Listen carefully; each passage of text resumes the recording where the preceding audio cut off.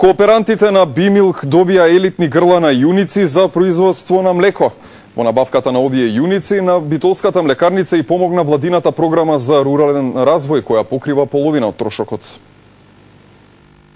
68 грла високостелни јуници од Холштајн фризиска раса со германско потекло, што припаѓаат на елитната класа, по завршените карантински протоколи денеска во пресред на денот на млекото, во карантинскиот центар во Битолско Логоварди, им беа врачени на млекопроизводителите кооперанти на Бимилк.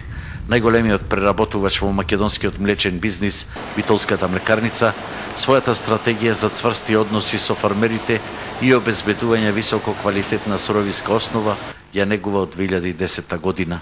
Малку се овие јуници, се уште се малку и ние затоа ќе продолжиме и понатаму. Значи ние ќе продолжиме и 2013-та и 2014 година во континуитет да носиме јуници, како што реков, ние сме единствениот оператор со храна кој тоа го бави.